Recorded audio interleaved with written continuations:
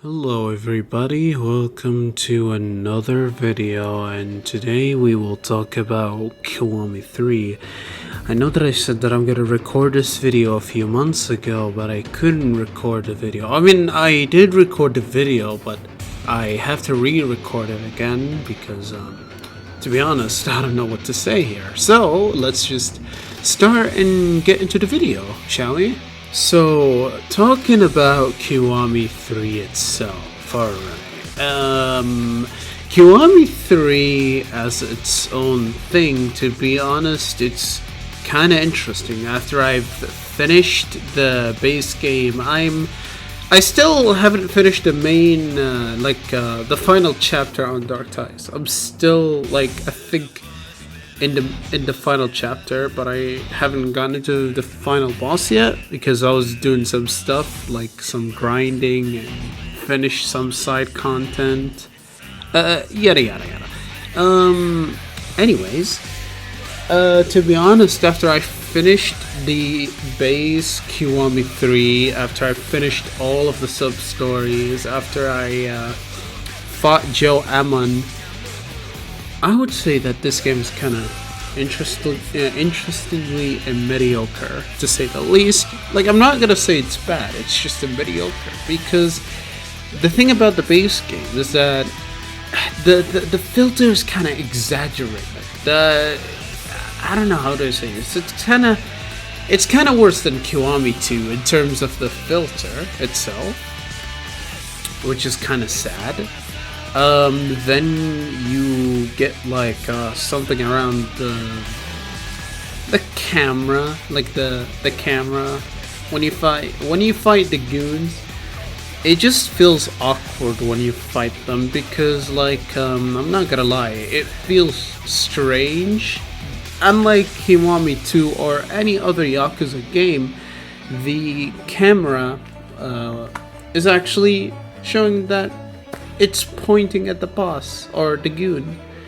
But yeah, here's that. Then you got Okinawa. Okinawa in Kiwami 3 is shorter than the Okinawa in Yakuza 3, which basically means that the Okinawa in Yakuza 3 is larger than the Kiwami 3 Okinawa, because I think RGG had to cut some stuff, and knowing RGG, they did cut a lot of content in Kiwami 3, including the first introduction of Mac, around maybe 100 and something sub stories. Let's see. I mean, they cut a lot of things, including Komaki. They switched it with someone that I forgot their name, but if you know the person's name, then let me know. Then they did the recast certain characters like Rikiya, Hamazaki, and what was his name? Karanawa? No, I forgot his name. Also the other guy. Then one of the recasts is a controversial figure because I think they go by Kagawa, however, I think he did something heinous, probably. Besides things that he did, he apologized, and then the Japanese moved on, but the Western side did not, because the thing that Kagawa did was unforgivable. Because honestly, I don't know what to say about Kagawa because I don't understand this guy, but that's the point. The other point is Rikiya? I mean, he sounds fine. Especially with Nakahara. Yeah, there we go, I got his name right. Nakahara and Rikiya are fine, but mostly Nakahara is very well. But that's the point. Then they, I'm gonna say a spoiler. It's gonna be a spoiler warning here right now as we speak for the people that didn't play Kiwami 3. I'm gonna say this right now. They retconned the death of Mine, which is stupid and very ridiculous. I don't know, like he fell off a high building and somehow he survives, and then another spoiler warning because it's also a reference to Yakuza 6 slash Like a Dragon Gaiden, the Daidoji. Well, what the hell is the Daidoji doing in 2009? I have no clue. Then, Hamazaki was about to do the iconic moment in the ending of Yakuza 3, but guess what? Mine stops Hamazaki from trying and attempting to stab Kiryu, because I think I think Mine has something to confess to Hamazaki. That's the thing between him and I don't know. But you get like something that would make sense after the quote-unquote death of Mine is that Daigo was actually crying for Mine's death, because like Mine was kind of there for Daigo, even though Mine had some sinister plans, and Kiryu at least prevented it, but Mine took his own life, or quote-unquote life, because I love the Daidoji. I love when they revive dead characters and changing them into I don't know, agents by wearing high-tech glasses and high-tech gadgets. It's so lovely, man. So that's besides the point with freaking Mine and the whole Daidoji thing. Then you got the new two things actually. One is for let's see. One, I think it's related to Kiryu's family, aka the kids in Morning Glory. And the other thing, which is for, I think it was the bike. It was something related to the bike gangsters. But this time, instead of guys leading the biker gang, it's women. I don't know how does that work, but it works either way. Then you see. We know that we got an Amon, right? So, in the biker gang thing in Kiwami 3, you get an own Amon for it too. Like, you got an Amon for this specific thing with the bikers. I don't understand how, but it works either way. Then you get the you get the something like the story of the kids in Morning Glory, which is also a side activity. It's basically increasing the bond with the children, having some sub stories related to it, as well as getting helping the children with work, homework, playing games besides homework as well, and also farm. You can farm, you can cook, you can buy ingredients, which is cool, I guess. But yeah, then you get the what was it called? The bounty list. I'd rather call it the bounty list, so it would be easier for me. It's basically, I think, fighting 30 to 20 men. Like around 35 men, or I don't know how many, until you get to the final boss of this whole bounty thing, which I think their name is Arase. Arase, if I said their name correctly. And Arase was one of the people that were in the Nishikiyama family and had an involvement with the Nishikiyama family, and he was also the one who killed Reina and Shinji, which was honestly kind of pretty sad. But at least you just pow pow, you punch him and he goes bye bye. But yeah. When I was talking about like the amount of sub stories as well, I was saying that RGG did cut around 100 and something, or less than 100 sub stories, because I think in Kiwami 3 you got like maybe around 30 sub stories. I'm talking about the base game, around 30 sub-stories to 32 sub-stories, or 31 sub-stories. I don't know if I got the count right, but I just got it either way. But that's also unfortunate.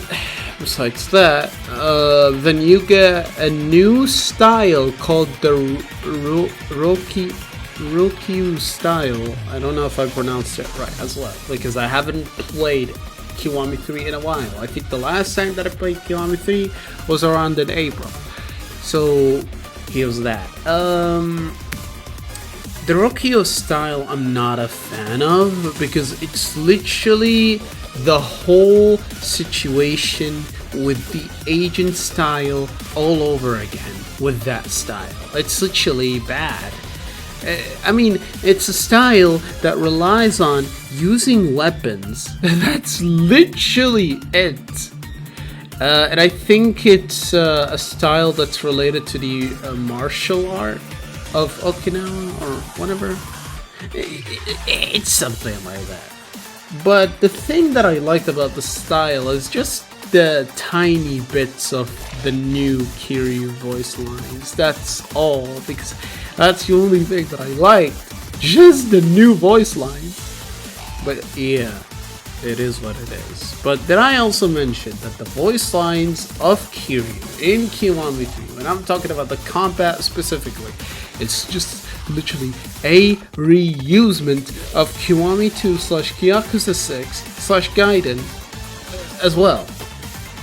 Except for the new style. The new style has only like new lines and a taunt voice lines. I think like 2 or 1. Yeah, I think it's 2 voice lines, if I get it right.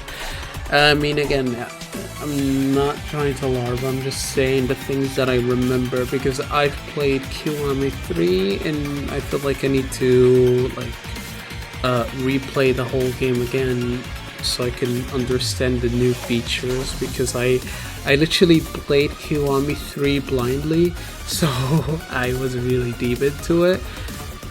Besides that, I just thought about, it is what it is, right? So that's the whole thing with the Kiwami 3. Especially with the fact that I was kind of disappointed that the graphics, I'm talking about not the graphics are fine, it's just the filter usage. RGG literally made the filter in Kiwami 3 very exaggerated, which is very sad. So there's like mods that fixed this issue. I had to install maybe around almost 30 mods just to fix the game alone, which is insane to believe. It's literally more than the mods that I had to install for Kiwami 2, which is a huge comparison between the two. It's kind of baffling. So I genuinely don't understand, especially with the recent whole retcon and whatever. Oh, I forgot to mention, RGG decided it would be a funny idea to add something called the spider sensors. Well, basically the spider sensors is something related to, tell you that the enemy's about to shoot. Which, I'm gonna be honest, this feature is very annoying. The first appearance of this feature was around the Pirates in Hawaii, and oh my gosh, this feature is so unnecessary.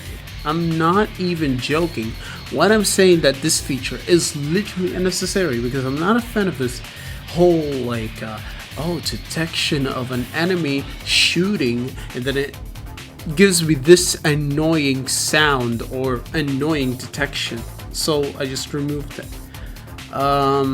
Then there's like also I think another annoying thing, which is the aura. Now the bosses in Kiwami 3 I think have something similar to Pirates in Hawaii, but it's kind of even worse.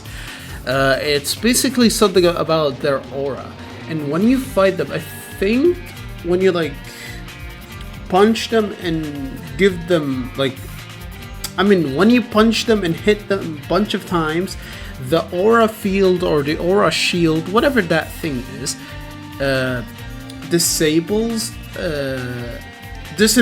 for like a certain period of time. I think it's around like a few seconds, I believe, and then it goes back like it didn't disappear, which is kind of ridiculous as well. And oh my god, also the Kiwami 3 Amon fight, and I'm talking about the Joe Amon fight. First of all, Joe Amon in Kiwami 3 looks so freaking different than the rest of the Joe Amons, which again, it gives an inconsistency, because Yakuza 0's Joe Amon can tell you, same thing with Yakuza 1 and 2, I think 3, 4, 5, until around 6. So it's literally, they get that design of Joe Amon since like around the Yakuza 1 till Yakuza 6. And then they decided to change it all of a sudden in Yakuza 7, which here it would leave a mark of inconsistency. Because I think that Joe Amon design in Yakuza 7 is based on one of the Amons in Judgment. Literally. I think one of the examples is Joe Amon in Infinite Wealth. I think they either reused that Amon from Lost Judgment / Judgment, and they just just wanted to call him Joe Amon, and end of discussion, end of the day, and boom, here's that.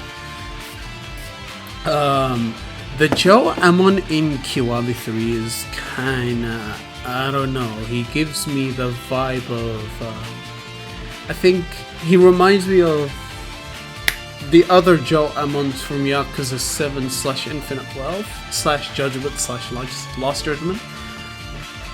I don't know, he gives me the vibe of those Amons. I don't know, it's kind of ridiculous, but you just get my point. The fight is also boring. I mean, for some people it is boring, but for me it was interestingly integrating, because integrating, that's kind of stupid. No. For the time that I fought Joe Amon, I think I fought him around maybe more than 20 minutes, and the good part is that I didn't die once.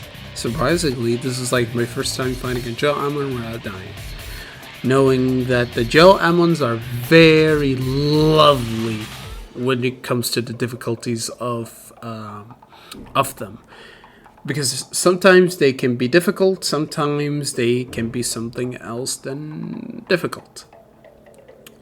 To be honest, those 20 minutes with Joe Amon were frustrating, and I really do not know what to say about the 20 minutes that I fought with Joe Amon, but other than that, it's kind of a crazy hazard. That's all I'm gonna say here. It's just fighting Joe Amon, but it's like having a crazy hazard with boredom, is what I'm gonna say here, because like, come on, the only thing that I understood when I was fighting Joe Amon is that, oh my god, yay, this is like my second time fighting a Joe Amon after Kiwami 2. Even though I know that I should have fought the other Joe Amons by finishing the rest of the sub-stories from the other Yakuza games because I forgot to do so. But yeah, it is what it is. That's all what I'm gonna say. Joe Amon is literally annoying! Especially his Kiwami 3 variant! The Infinite Wealth variant. Oh my god, such a pain to deal with. Because I remember in Infinite Wealth, when I fought the Amons, it was really a pain to deal with. Because oh my god, they just can revive. They can do whatever they want. Oh yeah, did I forget to mention that the Amon in Kiwami 3 is so annoying that he lowers the attack of Kiryu. He literally lowers his attack. I'm talking about Kiryu's attack specifically, to the point that you barely even damage him, which is insane. Even with the max upgrades, it feels like you barely damage him. I honestly do not know what to say about this Amon, other than him being annoying, I guess. But yeah, here's that. But with all honesty, Kiwami 3, I'm not saying it's bad, but I'm not saying it's good. All I'm gonna say is that it's just a pure mediocre, because oh my god, I do not know what to say about Kiwami 3, legitimately. Like, you can tell from the way that I'm speaking right now, from the way that I'm yapping, you can feel that I do not know what to say about Kiwami 3. It's just pure insanity. Like, I can't even imagine thinking about it. I can't. I'm trying to think of something to say. I mean, the good part is that there's like cutscenes slash dialogues that were voice acted, but also there's like new cutscenes that shows more of some characters. Also, I think they gave Kingdom more to shine, as well as giving him his own boss theme, which I love it. It's pretty amazing that he got his own boss theme. It's pretty well fitting for it's very well fitting for Kinda. I like it. It's a banger. Then I think for some other certain soundtracks, like let's just say the Fly Kiwami. If Fly Kiwami took inspiration from the OG Fly, I think it would have been better. Same thing with Receive and Stab You, Kiwami version, of course. They should have done that. That's besides the point. I think it's called Independence of Violence. It's pretty well solid. The Longa I don't know his name, anyway. I'm sorry. His boss theme is pretty cool. I like it. The Kiwami version is very nice, especially when you mash it up with the OG version of the soundtrack. They sound so fire. Like, it's pretty fire when you mash the two soundtracks together. But yeah. But also the Dark Ties soundtracks. Oh my god. RGG cooked on these soundtracks in Dark Ties. Like, pretty amazing. Even though it's kind of sad that RGG removed like certain soundtracks, but it is what it is. It's just it happens, sadly, but we can understand and get the feeling, because I genuinely felt like that Kiwami 3 was literally a fundraiser for Stranger Than Heaven. I mean, the the thing that I hope is that Stranger Than Heaven doesn't include like problematic individuals like Kagawa. I mean, so far I haven't seen any problematic individuals that were included in the cast team, which I'm assuming that RGG learned a lesson, hopefully. But surprisingly, RGG decided to include 2 dead people in Stranger Than Heaven. I think one is a Japanese actor that I don't know their name, and the other one, which is Tupac. Literally, Tupac is included in Stranger Than Heaven. I'm not gonna lie, I'm shocked that Tupac is included in a Yakuza game, but it is what it is, to be honest. But I am very excited to play Stranger Than Heaven when it comes out because I feel like it has more hype than GTA 6. I don't care what you say about GTA 6, but GTA 6 for me is boring. Like, I don't understand the hype of GTA 6. I'm not excited. Ever since GTA 6 was revealed, I wasn't excited about it at all because, like, I genuinely do not understand the point of the hype of GTA. I mean, sure, I play GTA 5, but, like, it's kind of boring. I don't get the value of replayability of GTA V, and I feel like I'm not gonna get the same replayability around GTA 6. You get what I'm saying? I mean, I'm not trying to be rude. It's just I'm being honest here because, like, I don't know, man. I'm not a fan of the whole GTA 6 thing, but let's just hope that Stranger Than Heaven for me fixes a lot of things that Kiwami 3 did, which so far I think it will. I mean, I'll wait for the game till it releases and we'll find out eventually. Maybe when I get my hands on Stranger Than Heaven and play the game, maybe I will review it and do it the same way that I did with Kiwami 3, just trying my best to play it, finish the game, and say my honest review about it. I mean, I might said things that are inaccurate / wrong. If there's anything wrong or inaccurate, let me know. So, this is Takayuki Kiryu signing out, and thanks for watching the video.